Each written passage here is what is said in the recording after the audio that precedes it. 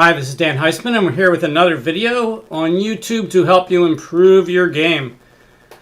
In the previous video, I talked about piece coordination as one of the more important things to evaluate how good a piece is. And of course, when you put the pieces together, that's when you get the coordination.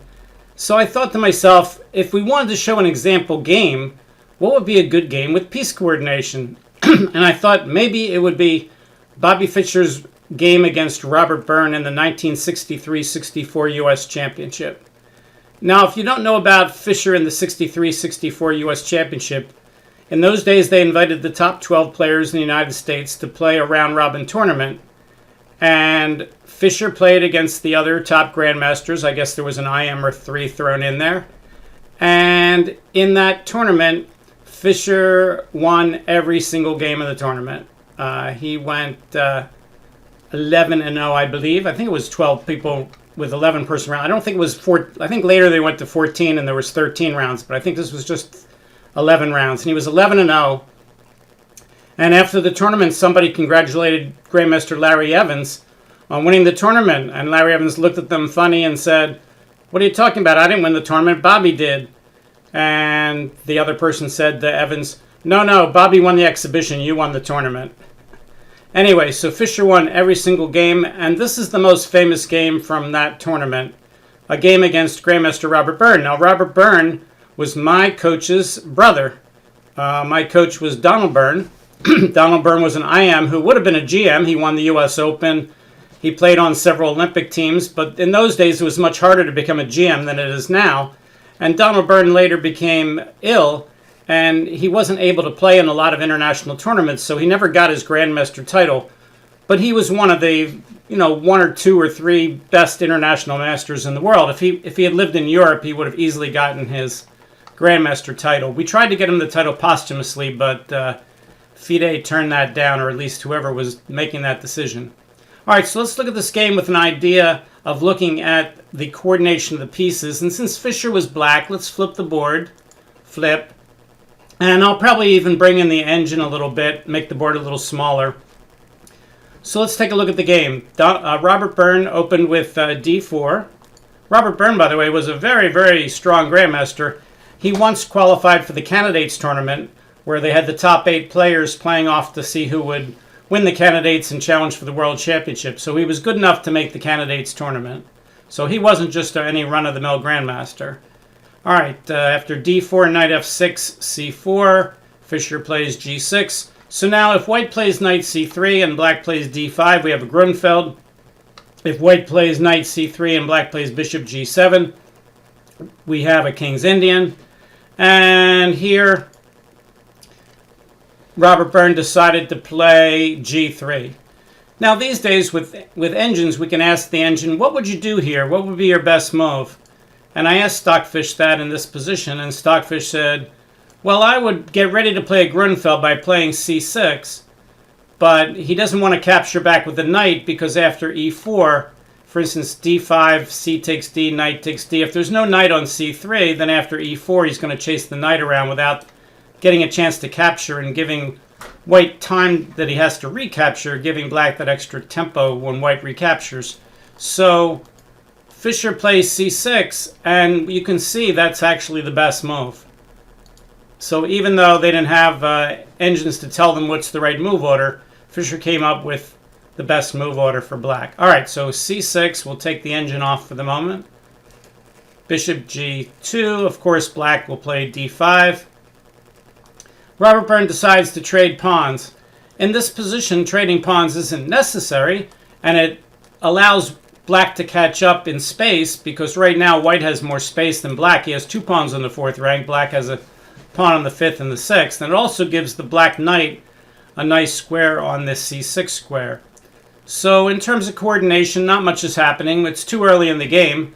Right now, the only thing that white's really coordinating is his bishop and his pawn are coordinating to try to control d5, and white's knight on f6, his queen and his pawn are coordinating to try to counter that. But it's really too early in the game to talk a lot about piece coordination. All right, so let's get through the opening a little bit. C takes D, knight to c3. keeping a little pressure on the d5 pawn. Fischer, of course, fianchettos so that he's getting ready to castle soon. Now white has to decide where he wants to put the knight. If he puts the knight on f3, takes a little bit of the pressure off the d5 pawn, but if he plays e3, it weakens the white squares on the queen side. So it's kind of a trade-off, and that makes the d-pawn stronger, but so white has to decide which way he wants to develop the knight. Robert Byrne decides to play e3. Let's see what Stockfish says about that move. Stockfish, what would you do here? Stockfish says white can retain his normal opening advantage about 2 to 3/10 of a pawn by playing knight f3. If he plays e3 like he did, he now thinks black's about equal, maybe microscopically better. So he doesn't like the weakening of the squares as much. Okay, so that's what Robert Byrne did. e3, Fischer castled, and of course Byrne plays knight ge2. You would never see a grandmaster put all his pawns on the same color on this side of the board and then block them with a piece like that. It's much better to put the knight on e2, keeping the knight behind the pawns, and that gives him the option of maybe even playing f3 and e4 later. And certainly if black plays something like bishop to g4, white can always play f3, drive the bishop away, castle, and later play for e4, something like that. Which if he had the knight on f3, it wouldn't be so good. In fact, if he put the knight on f3, and black played bishop to g4, and white were not paying much attention and not putting the question to the bishop with h3, black could play queen d7 here, and this could be a little awkward for white because white can no longer play h3 in this kind of position, and his knight is going to be pinned for a while here. I mean, he could certainly move the queen and then try to move the knight, maybe try to get the knight up to e5. So much better for white to do what Byrne did and play knight ge2. Now this creates redundant knights, and we talked about this in the coordination video last week, that that redundant knights are really good for safety, but they're not so good for the power of the knights. But once Robert Byrne plays e3, he really doesn't have much choice to where he wants to develop that knight. So Fischer develops his knight to the best square c6. Now Fischer does not have redundant knights, so notice his knights are attacking all different squares, and as we said in the other video, that's actually better coordination than necessarily guarding each other. It's better to attack different squares unless there's one square that you're particularly trying to win something on and you're trying to pile up. If you're just trying to make your army strong, you want to control as many squares as possible. And right here, by playing knight c6, Fischer does that. So Robert Byrne castles, and now Fischer has to figure out how to finish his development. He has to figure out where he's going to put the bishop. The bishop could go to various places. Can't go to d7 because the queen's guarding the pawn. Bishop e6. Even though playing the e-pawn up isn't a big deal here, I mean, Fischer can certainly do that at the cost of isolating his d-pawn. Bishop e6 here wouldn't make a lot of sense. The knight could just come to f4, hit the bishop again, threaten to win the bishop pair. So Fischer decides to play b6. Since the bishop doesn't have as much of a future over here, even though he's got a lot of squares, none of them are really wonderful. If he tries to go too far down the board, white can play moves like h3 and attack the bishop on g4, on f5 with a move like g4, or even again with, probably with g4. In any case, Fischer plays b6 because now that the bishop has gotten off this diagonal, the white bishop, the bishop on a6 is actually going to be fairly powerful. He's going to be pinning that knight to the rook. He can also, in some lines, fianchetto the bishop, so he's got flexibility, but he probably wants to go to a6. And white says, well, we have symmetric pawn structure here except for the pawn on e7 instead of e6. So I'm going to do exactly the same thing. I'm going to possibly develop my bishop to the a file. So Fischer says, okay, now that you can't play queen to a4 and hit my bishop's going to be perfectly safe on a6. So again, we see this idea that even though Fischer's pieces aren't all attacking the same squares, that's not necessarily discoordinated. Discoordinated is more like when they get in each other's way and the pieces have less value because they don't have squares they can go to. Here the pieces have a lot of mobility, and they're attacking somewhat different squares. So right now they're coordinating pretty well. If there becomes a point that you have to attack, and we'll see this later in the game for sure, then the pieces want to start to point to the same squares, the squares that they're attacking. But right here, he's just trying to make his army as powerful as possible. All right, so Robert Byrne does the same thing, and he pins the e-pawn to the rook. And now Fischer has to decide how he's going to get play. He gets the pawn out of the pin by playing rook e8. Now he has the option of pushing the e-pawn 1 or 2 squares, depending on what white does. White needs to get his queen and his 2 rooks into the game. White plays queen to d2. So now Fischer has to decide what to do. Fischer can break with e5. Then he has to calculate what happens if black tries to take that pawn, because that pawn will be attacked 3 times and only guarded twice. Can he safely play e5? And even if white can't take the pawn, white could just take on e5, and when the knight takes back, black would have an isolated pawn that white can pile up on.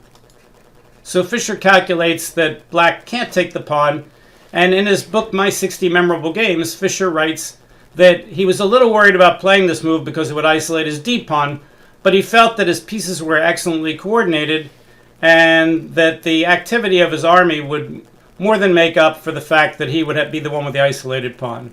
So of course Byrne wants to take here. He doesn't want to give Fischer the option of playing e4 and putting more pressure on the white squares. I mean, it wouldn't cost the whole game, but why not give black the isolated pawn?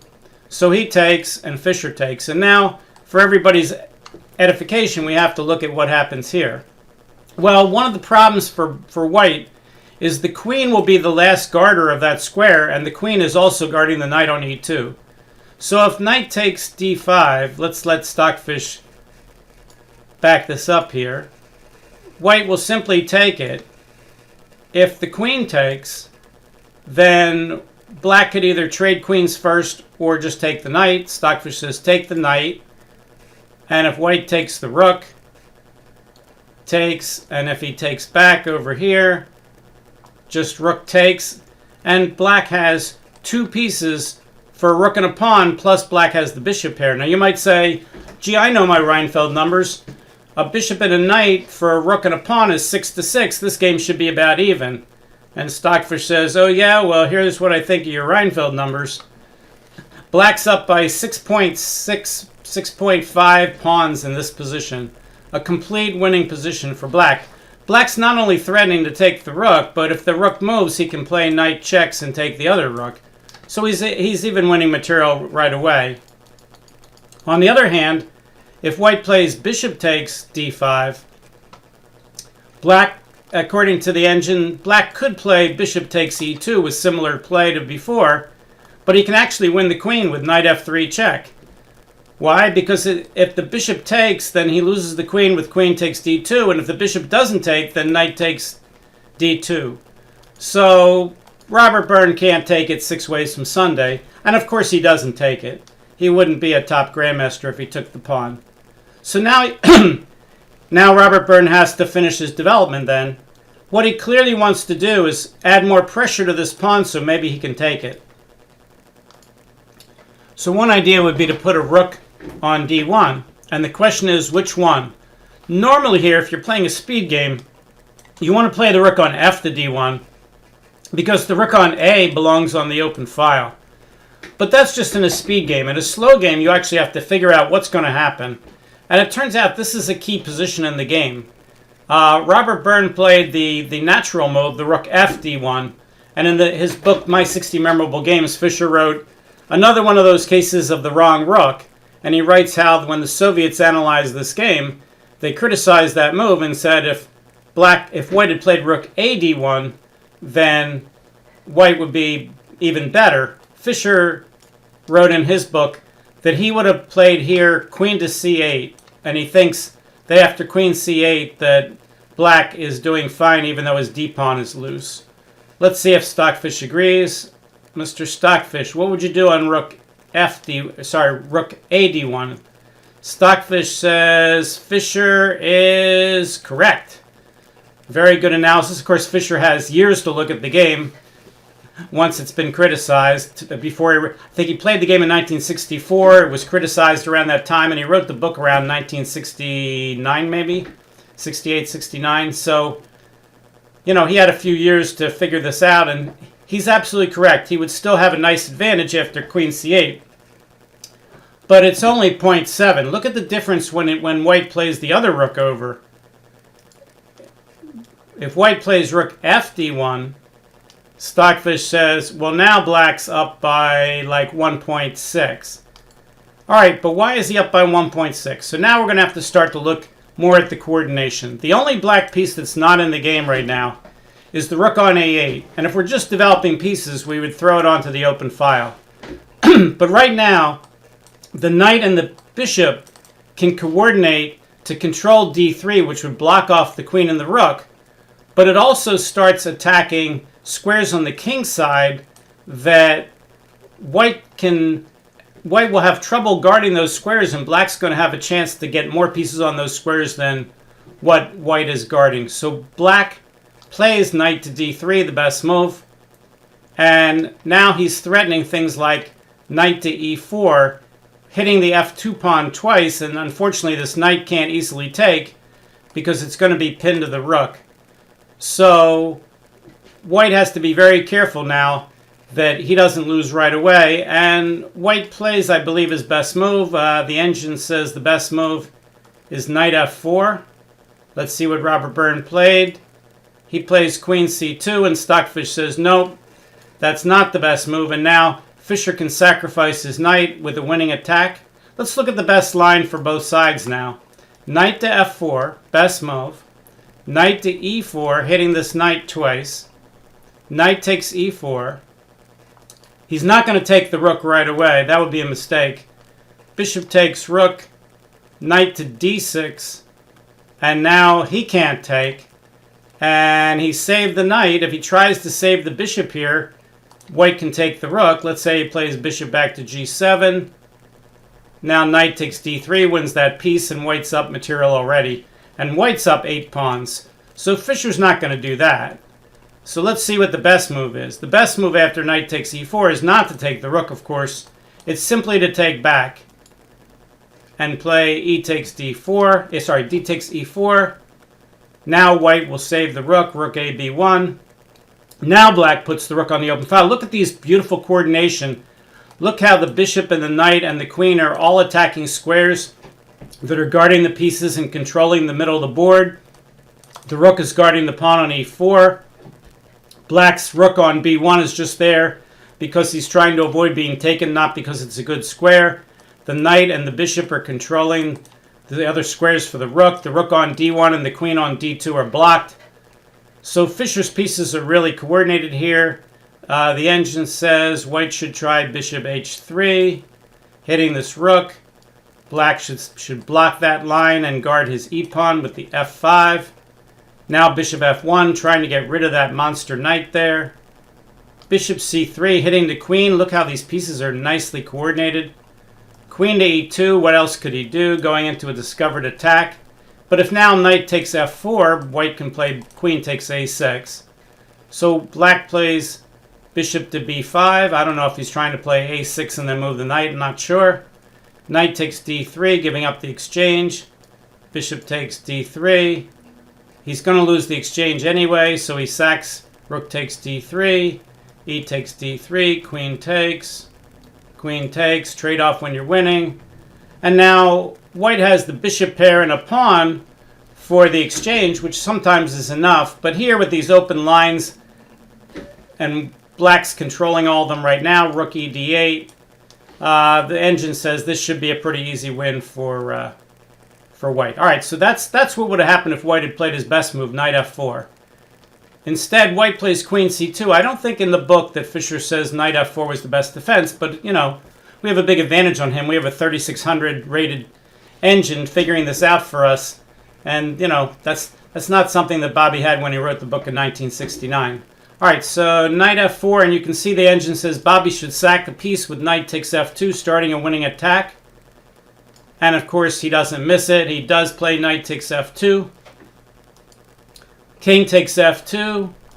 knight to g4 check, and now the king cannot come up.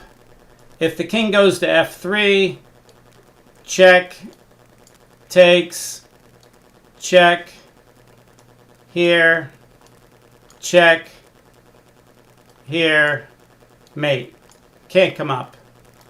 Alright, so after knight g4 check, he can't come up, and if it, well, obviously he can't play king f1 because knight check wins the queen. So it's really between e1 and g1. He wants to go back toward the corner and not get caught on this open file. So he plays king g1 and Fischer plays knight takes e3. And again, look at these bishops. These are some of the best bishops you'll ever see here. Now, White's bishops aren't terrible, but we're going to see what happens to them in a minute.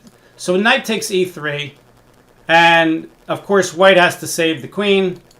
He moves the queen to d2. So here's the story. When this game was being played, another grandmaster was hired to go over the games for the public in another room where the players couldn't hear him. And he was saying that he didn't understand why Fischer did this, because Fischer gave up the knight for 2 pawns, and now he's only going to get the exchange. And even though he gets a rook and 2 pawns for the 2 pieces are usually worth more than the rook and the 2 pawns. And he said, I don't understand how Fischer would do this, because after knight takes d1, rook takes d1, the black extra 2 pieces would be well coordinated, and this d pawn would be really weak. And indeed, that's true. After knight takes d1, if rook takes d1, look what the engine says. The engine says that would completely throw away black's advantage. So Fischer was never intending to do that. Instead, Fischer says, I don't want your rook. What I want is your bishop, because the bishop is controlling the white squares around your king, and you've got all these pieces on the queen side, and I have a monster late squared bishop that I can even activate further by pushing the pawn to d4 and getting the diagonal around your king. So Fischer plays knight takes g2. This is a brilliant move, of course, because playing knight takes g2 is way, way, way better than knight takes d1. If you're materialistic and you just say rooks are worth more than bishops, then you take the rook. But that's not how good players play. They're actually analyzing and looking ahead and seeing what do they get the most of. And Fischer is playing a brilliant combination here. All right, so Robert Byrne, of course, has to recapture on g2. And Fischer just plays d4, simply to open the line for that bishop to get into the game.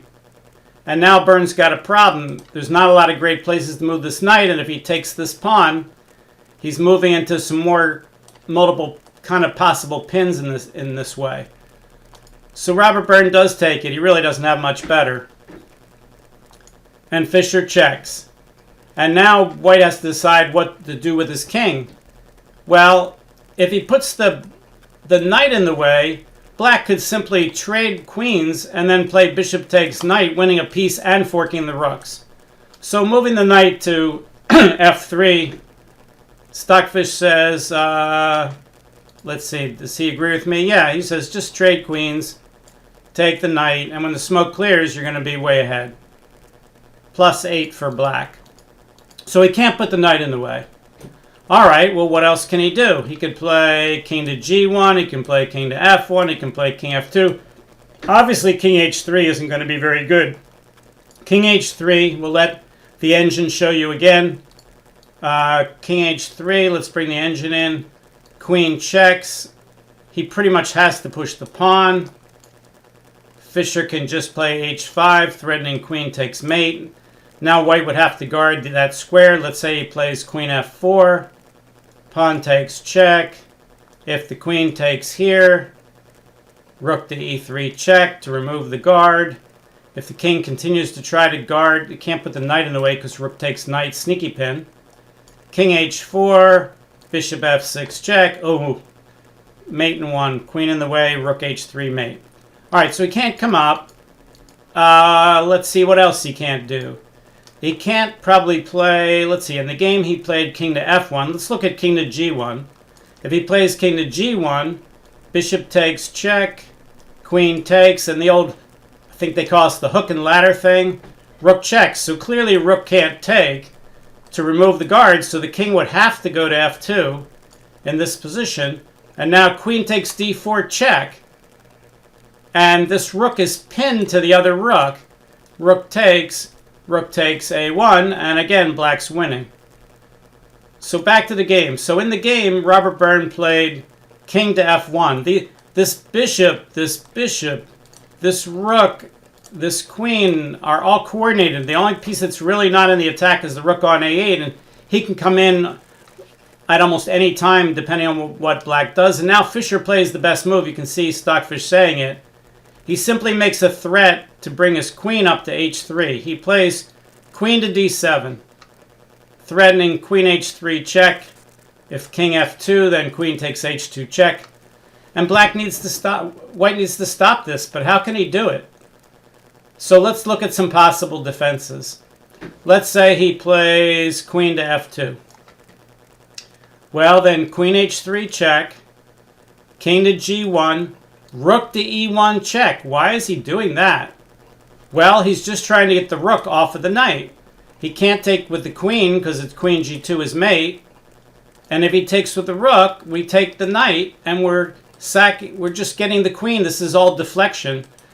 Removal of the guard, getting the queen off the mating square. If the queen takes the bishop, it's mate on g2. If he puts the rook in the way, we just take that too. And he still can't take it because it's mate. Beautiful, beautiful, beautiful coordination of, look at these four pieces, the bishop, the queen, the bishop, and the rook coordinating. This is just such a beautiful line. Rook takes check. So what else could he do? The engine says the best move might be knight on d to b5.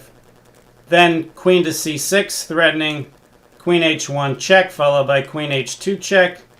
If now queen f2 again, simply black will win the piece. Bishop takes c3, threatening queen takes knight check.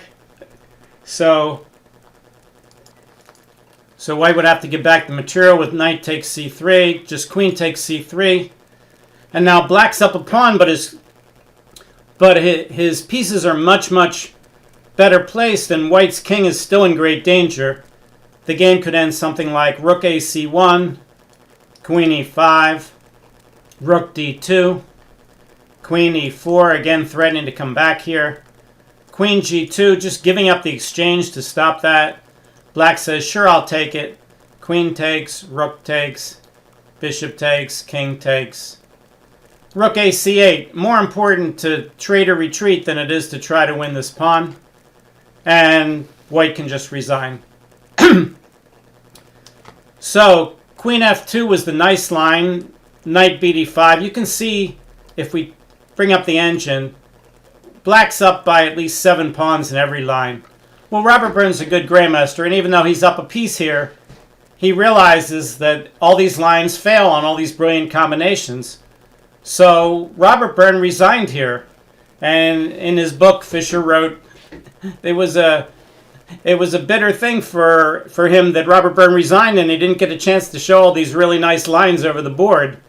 You know, he had hoped Robert Byrne would play a few more moves. It would be nice to, you know, after queen f2, queen h3 check, king g1, to maybe resign at this point after rook e1 check. You know, you get a chance to play these nice moves over the board. So Fischer said it was a bitter disappointment that he didn't get a chance to play those. But in this position, whoops, final position, after queen d7, white resigned. And as I said, you won't see a bishop pair any stronger than you will in this position. And the coordination between these pieces with all these removal of the guards and, you know, deflections and just all these beautiful plans to either checkmate or win the queen or end up, when the smoke clears, to end up a piece or up the exchange. Just a brilliant game. So one of the best games that Bobby Fischer ever played, and certainly deserves to be well known, which it very much is. I don't mean that this video makes it. If you do a Google search, probably you'll find this same game on YouTube, you know, a dozen other times, annotated by various people. All right, but I wanted to talk about piece coordination. I wanted to follow up with a game that featured coordination, and this is the one that popped to mind. Please tell your friends about my channel, Dan Heisman Chess. If you'd like to subscribe, you can. And if you'd like to like the video, that would be great too. I will expand the chessboard here back to its normal size, and we'll see you next time.